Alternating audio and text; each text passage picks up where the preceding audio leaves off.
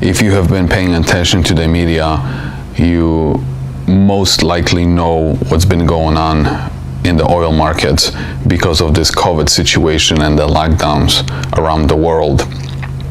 And if you heard about what happened to the price of oil, you also probably couldn't escape some kind of talk about the oil tankers and how much money they've been making storing oil.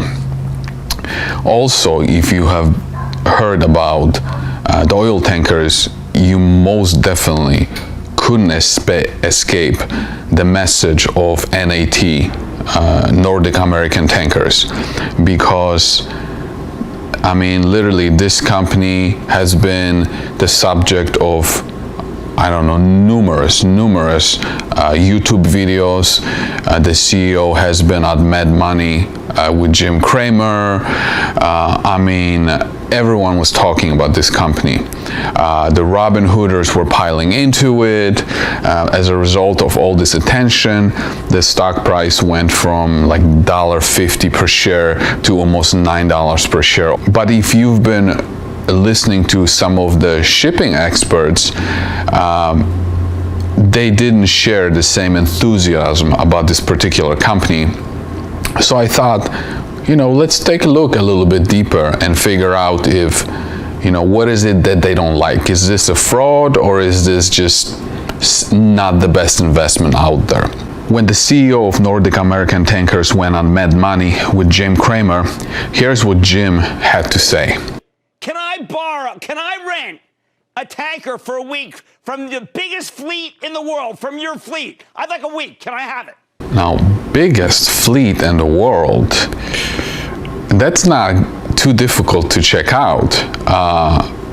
If you look at the number of ships that Nordic American Tankers has, it's all Suezmaxes, which is one of the crude oil tankers. They only have 23 vessels. I can tell you right now, off the top of my head, that Euronav has about 3 times as many vessels as Nordic American Tankers. So that is not the correct statement. Here's another question that came from Jim Cramer. Okay, so why wouldn't you pay down all your debt before you give these big dividends? We don't have a lot of debt at all. As you can hear, the CEO said that the company doesn't have a lot of debt. So let's check it out. The following is a partial balance sheet from 2015 to 2019. And as you can see, the total long-term debt is $375 million in relation to about $600 million of equity. Let's look at a more recent one. Here is the balance sheet from March 31st, 2020, and the long-term debt was paid down a bit. It went from $375 million to $355 million in relation to shareholder equity of $600 million. So, in relation to some of the other oil tanker companies, you can say that they don't have a lot of debt, but they do have debt because it's a capital-intensive business. Okay, let's move on to the next point. And we will be debt-free. We were debt-free a few years ago, and there is no doubt on my mind that we shall become debt-free again. We will be debt-free.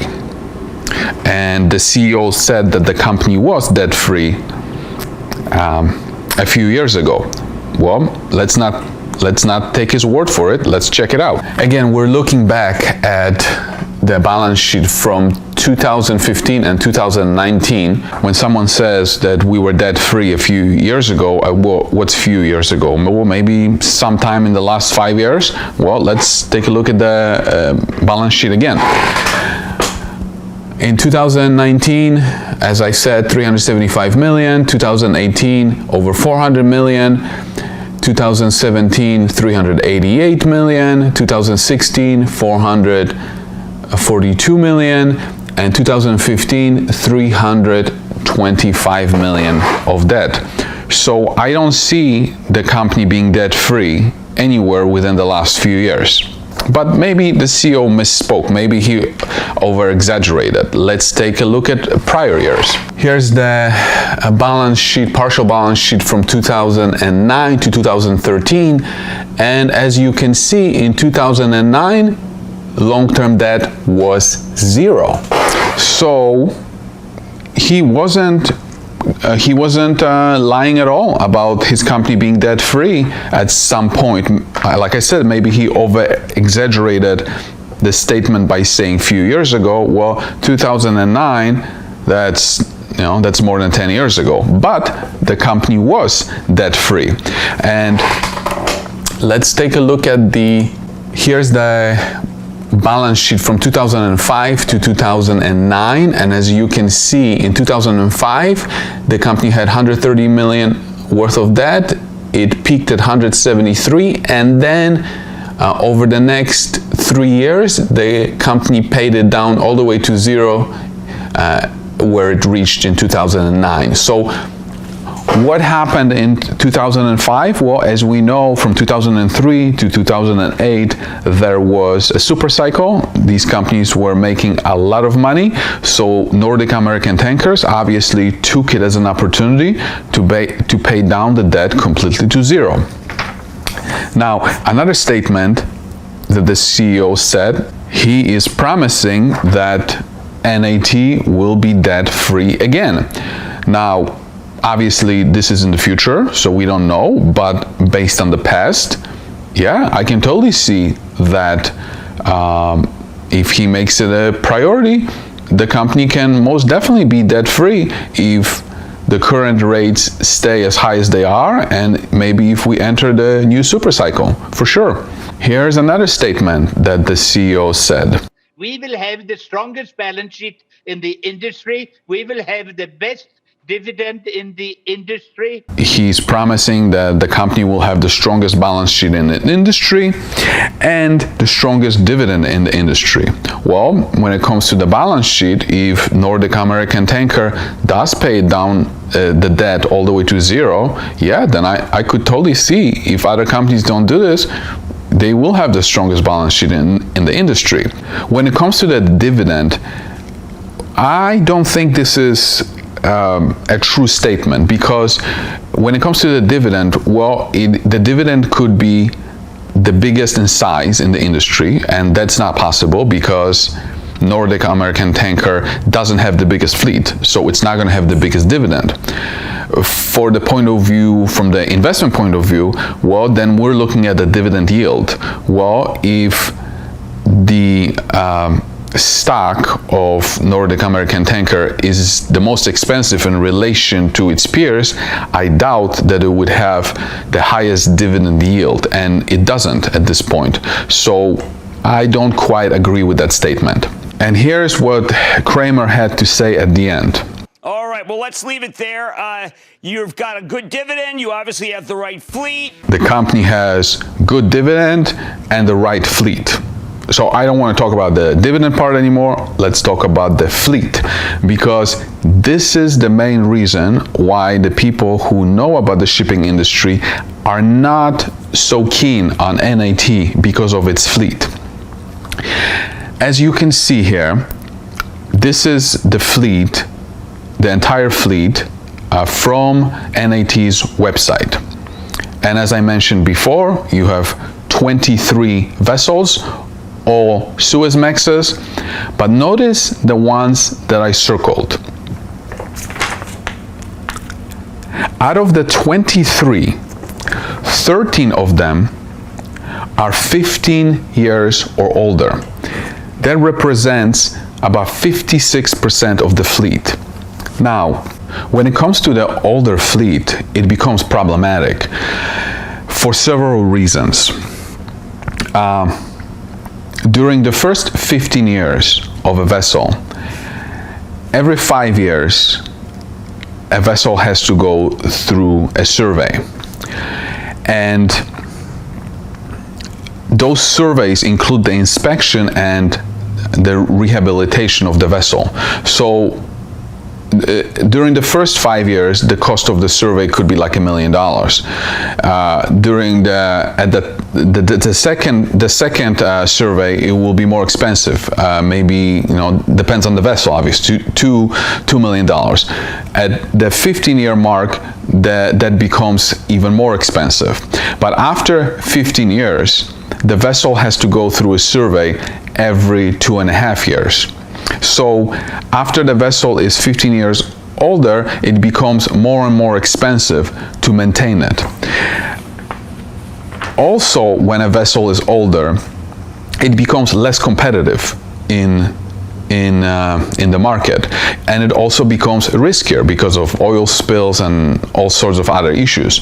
So it cannot really earn the premium rate that a new vessel can, or newer vessel can earn. So it cannot have as high of a revenue, but the costs are more because of the surveys and all of these things. As a result, these vessels, when they reach a certain age, and there is no right age, but when they reach a certain age, they usually have to be scrapped.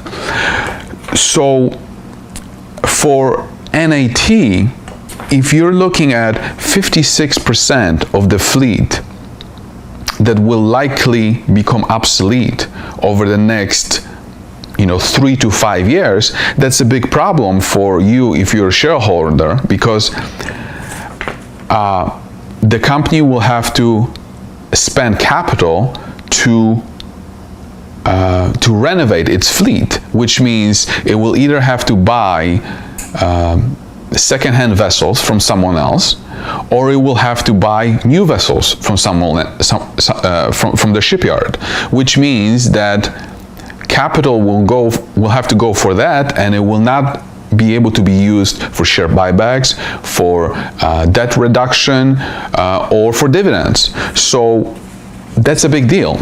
As you can see from this video, NAT appears to be a perfectly fine oil tanker company. The CEO might have exaggerated a few things and been maybe a bit too promotional.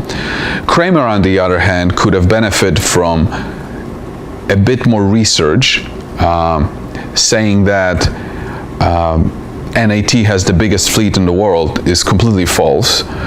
Also saying that NAT has the right fleet is not the correct statement. Obviously, it could be argued, because who's to say what's the right fleet? But if 56% of the fleet is going to obsolete over the next 3 to 5 years, that's probably not the best statement. When it comes to the shipping experts and other shipping investors, they are absolutely correct not to be super excited about NAT because of the fleet composition. Well, not fleet composition, because of the fleet age and the fact that NAT is the most expensive its stock is the most expensive in relation to the other oil tanker companies out there.